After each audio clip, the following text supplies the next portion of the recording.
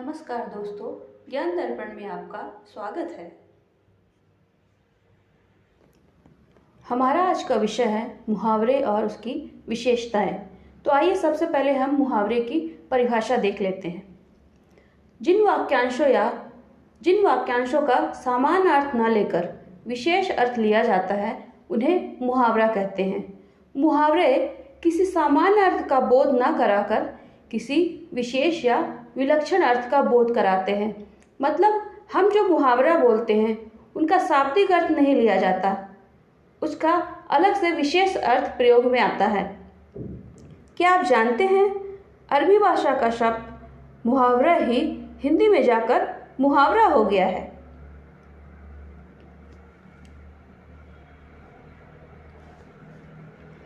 अब आइए इसे एक उदाहरण से समझते हैं।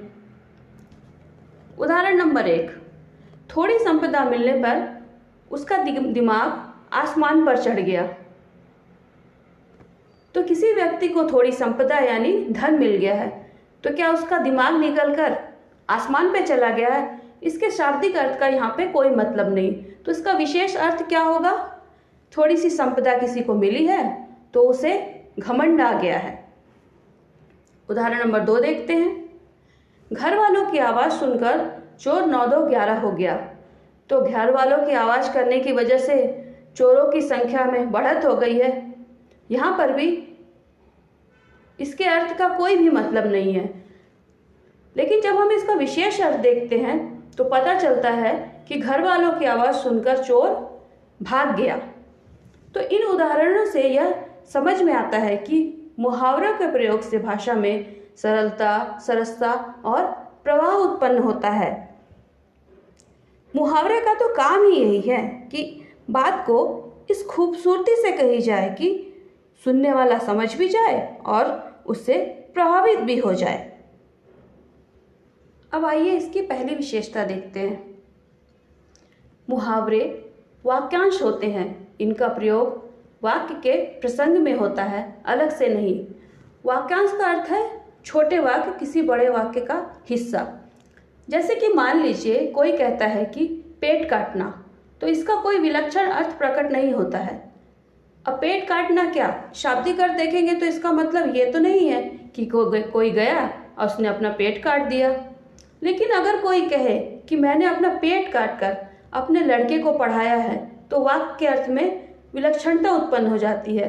अर्थात पेट काट कर पढ़ाने का मतलब है किसी व्यक्ति ने बचत करने के लिए पेट भर खाना नहीं खाया, अर्थात कम खाना खा कर पैसे बचाए हैं ताकि वह अपने बच्चे को पढ़ा सके।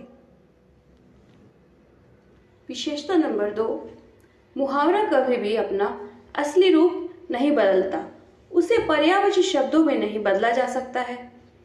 अब एक उदाहरण से समझते हैं। जैसे एक मुहावरा है कमर टूटना, लेकिन हम इसके स्थान पर कटिभंग जैसे शब्द का प्रयोग नहीं कर सकते। कटि मतलब कमर, भंग मतलब टूटना, तो कमर टूटने की जगह हम कटिभंग प्रयोग नहीं कर सकते। इसकी तीसरी विशेषता देखते हैं। मुहावरे का शब्दार्थ नहीं बल्कि उसके विशेष अर्थ को ही ग्रहण किया जाता है। जैसे खिचड़ी पकाना। अब अगर कोई कहे खिचड़ी पकाना है तो इसका मतलब ये नहीं कि भाई दाल चावल लिया और खिचड़ी पकाने चले गए। ये दोनों शब्द जब मुहावरे के रूप में प्रयोग होते हैं तब इसका शब्दार्थ कोई काम नहीं आने वाला है। हाँ, लेकिन वाक्य में जब हम इन शब्दों का प्रयोग करेंगे तब इसका विशेष अर्थ होगा। क्या है उसका विशेष अर्थ?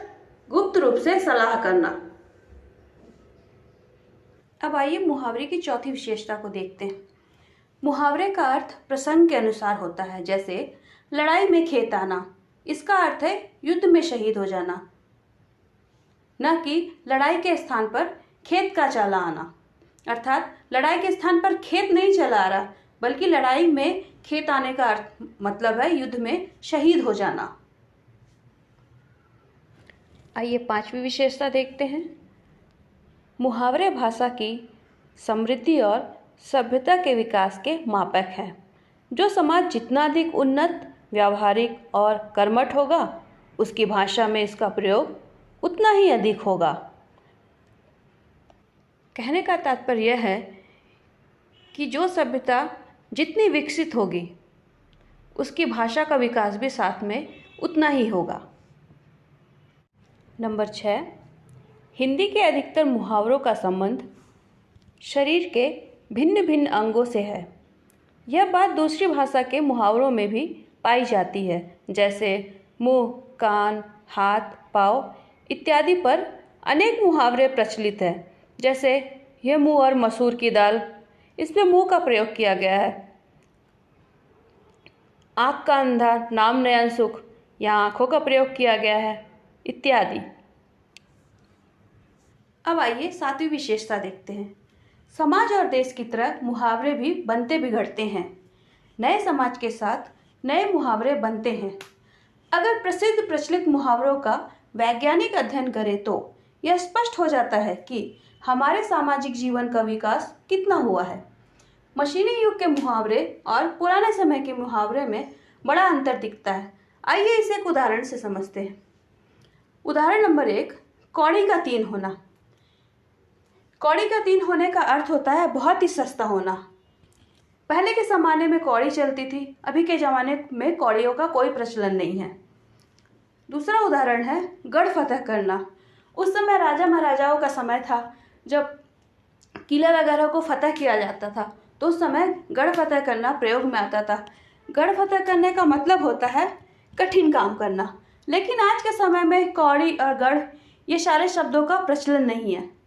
तो इन शब्दों को देख के पता चलता है कि समय के अनुसार मुहावरे के शब्दों में भी परिवर्तन होता रहता है। आगे ऐसी ही वीडियोस के लिए please like, share and subscribe my channel. फिर मिलते हैं अगली वीडियो में। तब तक के लिए पढ़ते रहिए, पढ़ाते रहिए।